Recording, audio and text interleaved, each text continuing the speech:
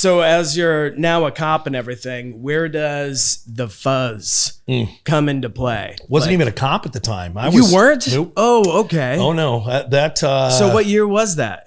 That was the first one was 1991, 92. And that was with Randy, the very first fuzz. Okay. Was just a friend of mine his parents had a spare car, and it was an old state trooper vehicle that they got from the Omaha Auto Auction. So their car broke down, and he was driving. It had the big antenna on the back and the spotlight, the floodlight in the exterior. The things that cause you to go, "Ooh, is that a cop?" Yeah. Instead of looking at the plate and seeing that it isn't a government plate. Yeah, you're it has the light on the side. The worst people in the world drive those. Yeah.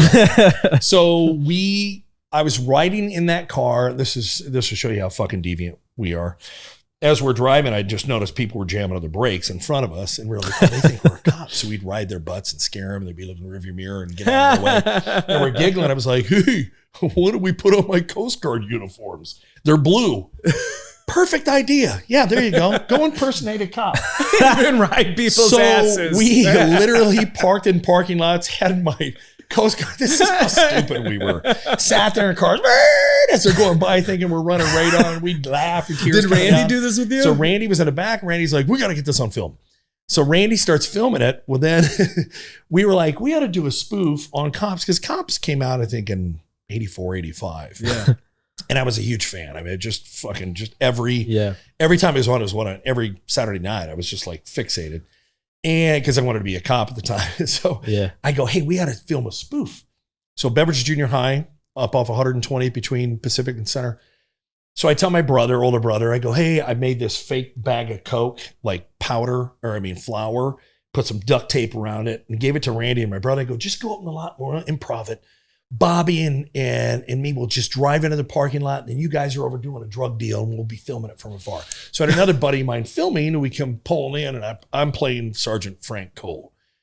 And again, this is 1991, 92. And we come pulling in the parking lot, and I go, let's back up over here. That was my character voice. That was like Frank T. Cole. Go back up. And I got my hair slicked back and a fake fat suit on with shooter glasses, yellow. And so we back up, and I go, what do we got? And they zoom in, and I see they're like 69'd up. That's what we call it as cops. You roll up next to each other so you can bullshit, right? So it's terrible. So they're 69'd up, Randy and my brother, and they're bullshit. We got a 69. We got a 69 progress. And all of a sudden this car drives around them, and I'm getting pissed because I'm like, this is part of this. You're blowing the fucking scene, even though we don't know what we're doing. It was going to be videoing. Fucking like amateurs out here, dude. This bag of Coke that gets exchanged. I'm like, what do we got here? So all of a sudden, the car stops momentarily and then drives off out of the parking lot. And as they do, Randy goes, follow that car. He's got a real bag of Coke. And I go, what? And then I break character. I go, okay, this is for real. I go, follow that car, Bobby. Follow that car. We chase this car. We're such idiots. We chase it through, and you hear the engine, this old trooper view, up and over this hill. And this guy's trying to evade us and go through the neighborhood. We don't have lights on or anything. And all of a sudden, the guy panics, pulls over. And as he pulls over, we're rolling up. Bobby goes to pull in front of him. I go, I'm not getting out of the fucking car. I got a You're like, we're not real cops. I go, we're not cops. I'm wearing a costume. I got a bath towel tucked in my shirt as a fake belly. I go, what do we do? I go, back up. So he backs up next to him. And I have my hand out. I go, roll the window down. And the guy's got dark circles under his eyes and looking all shifty and shit. Look at the camera. I got this tape somewhere. Oh, and I go, what do we got going on here? And he goes, what do you mean? And he's all pasty white and sweaty. I go, you got a driver's license on you? And he goes, yeah. And he's staring at me, staring at the camera. And I go, well, we have an undercover officer working up in the parking lot. Said, you had a real bag of Coke on you? Is this true? And he goes, no, sir. I don't have any cocaine. And I go, all right, well, listen. And I'm trying not to laugh. I think a couple times you hear me go, I go, all right, well, listen, we got your name. I got your ID, and I'm writing this information down on your plate number. We'll be in touch. And he goes driving off. And then immediately, you see that chicken shit asshole? We're laughing, high-fiving. So we finish this thing up and do these stupid other skits. And we burn a copy of it, and we just steal the front end of Cops. Bad Boys, and then it leads into this stupid, terrible parody. That's so like would you use to edit it? I think I just had two Mitsubishi VHS decks. Okay. And it would get the speed, roll. They were set up as editing decks. So I edit back and forth. And we give the tape to, it was my brother's girlfriend's brother at the time, went to KU. He takes that tape down to KU and it goes viral. Back before viral was even a thing. VHS viral. VHS viral. Yeah. And I'll never forget, I would be downtown. I was in a couple bars and there were people I knew. It's Sergeant Cole, Frank Cole. And it became this hit. And then people were like, you're going to make another one? How about another? So that friend of mine, Mike Meehan, who did stand-up comedy, we sunk like $2,500 into it. KXVO at the time had their creature feature, silly show, whatever it was at night. And they played our clips in between. Oh, yeah. That's at awesome. the end, like the Tracy Ullman show Yeah. with the Simpsons got their start, right? So they were showing those clips and we were trying to get our own show locally. And then Thrasher, Trevor, my partner here at 88 Tato, came along and he loved it. It was a huge cult classic. He was like, man, I've got an inheritance from my grandfather. I got like 60 grand. Let's sink it into this thing. And we wrote the scripts and then filmed it down in Bellevue. And that's amazing. Yeah. So when you did the main pilot for the Fuzz, was that how much time had passed from when you were doing 5 years when you were scaring the little shit out of civilians? So it turned out this guy was a neighbor. He was a neighbor of mine, and he had a well-known name. It's I'm not always gonna like mention his name. it's like the guy next door, you know. Oh man, It was actually my dad, and that's what made him stop doing drugs. Yeah, and now, yeah. That was 1996. 96 is when we put it together. Okay, we filmed it, and then there was an agent out in Hollywood that got a hold of it. And it was 45 minutes? 54 minutes to be exact. Pretty long. So, but in what year was it? 96. So 96, putting together a pilot. And I've seen it, and we'll put a link to it down below. I don't think so. There's many parts that made but me you know, laugh you out watch loud. that stuff and I'm like, God, I could probably trim it down to 20 minutes. Yeah. Just the really, really funny scenes. Maybe I'll do that. That'd be kick-ass. That'd be fun. Yeah. Somebody who knows I how bet to I edit. could. Yeah, I should. I'm going to do that because I'll just pull it and off somebody who's YouTube. objective because, you know, you're the outsider and has a common timing. And I always tell like people that, you know, want to learn how to edit. I'm talking to a kid right now. I'm like, you have to cut out the things that you love. Like, cause I can see like he sent me something and I'm like, all right, yeah, these are beautiful shots. I'm like, this is just too long. You got to get to the punch quicker. And they're just in there because you like them. But even if you like it, you got to cut it out. Totally right. Because even like the podcast I was editing last night, there was like a part that, you know, I liked, but I'm like, this just doesn't fit. Yeah. And it was me, it's something that I was doing, you know, and I had to cut it out. Yeah. Even though normally you'd be like, well, I want to put myself in there. But you have to be that objective. It was, you know, it's funny. So when we shot that back in 96, 97, and my partner is Jeff DeGan, and he plays Tim Kilpatrick, who's a rookie. And the whole storyline is, well, why would cops, the film crew, come in and film some bumbling cops? The storyline was my father was the mayor, and I was this jackass cop that never should have gotten hired, and of course have been promoted because who my dad is. My dad has brought me up through this department, and everybody hates me. I'm the laughing stock of the department. So they put a new recruit with me, and he's my field training. I'm his field training officer. And Jeff, this is back before those Billy Bob teeth. We had a dentist make these fake teeth for my cousin. So he plays Tim Kilpatrick, and he's just really unsure of himself. And Jeff does a beautiful job, and he's always questioning what I'm saying. Sarge, are you sure? And I'm like, shut up, Tim. And I was yelling at him, abusing I was the fuck out of wondering him. those teeth were great. Like, that's awesome. They're You're a awesome. dentist. Had a dentist make you guys those. went all out. Oh yeah, it was badass. And we released it. And when I say release, we put it out on VHS, but we had our big debut and we were showing it at places. And I was really worried because one of the scenes was, I can't imagine how it's going to go over now, but it was a scene where it's the handicapped bandit. Going to a robbery in progress by a handicapped bandit.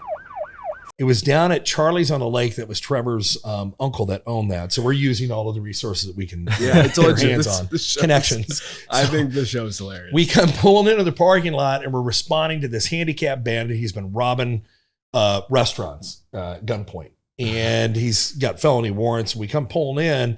As we're responding, you see in the background, there's the handicap van. Well, maybe they caught him. Nope. There he goes. She's loading it up. Oh, there he is. There he is. You son of a bitch. You son of a bitch. I'm getting the shotgun out. It's a pursuit. that goes on forever, and it cuts to different like time periods. Like it's been going on for 30 minutes on just a highway. And I'm looking at it, I go, oh, that over there is a such and such. I'm just talking like it's a tour. And all of a sudden I go, oh, he wrecked out. And he's in a tree, and you see him out, and he's getting back out of the road, and he's in a wheelchair. and he's in front of me, and I try to get next to him, and he cuts me off. You son of a bitch, you cut me off. He kept cutting me off. I go, give me a shotgun. I get the shotgun. I roll up next to him, and I go, I'll blow his fucking tire out. And I hang it out, and I go, boom, and shoot his tire out of the wheelchair, right? Can you tell if my barrel's dirty? Yeah. Okay.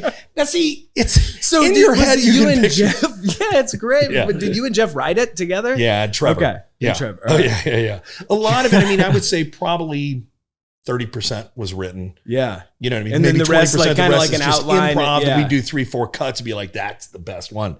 And Jeff would say something funny. I'm like, go with that. Let's run with that. So the wheelchair flips over. This is terrible.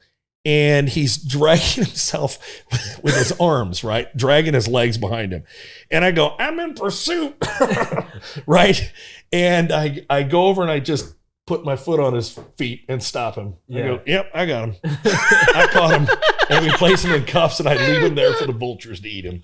It's just, it's so jacked. I don't know how it would go over today. Go over awesome. It's that For me, twisted- it is so yeah. funny, dude. Yeah, because you have a sick sense of humor. I know. Dude, I did this show in the middle of Nebraska not too long ago, and he's like, this old farmer comes up to me, and he's like, funny shit, man.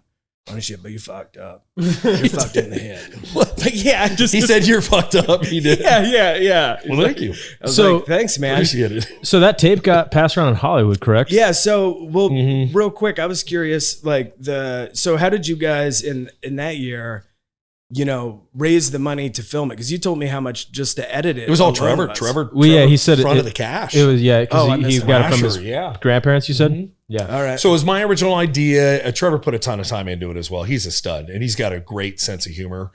And the two of us wrote that. And then Jeff, of course, had a big part in writing and directing it too, because of the improvisational piece. But Trevor, I got handed him. He sunk all the money into it. And then who'd you guys have to edit it at the time?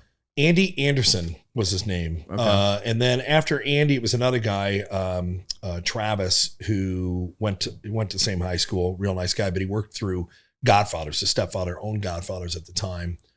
And he was the guy that did all the commercial work. So we would go after hours. We'd be in their editing studio off of 90th and Dodge Street. Yeah. At the Godfather's corporate offices. We'd go in there. So you got that, dude. You got And it. it was like $30,000 in just editing.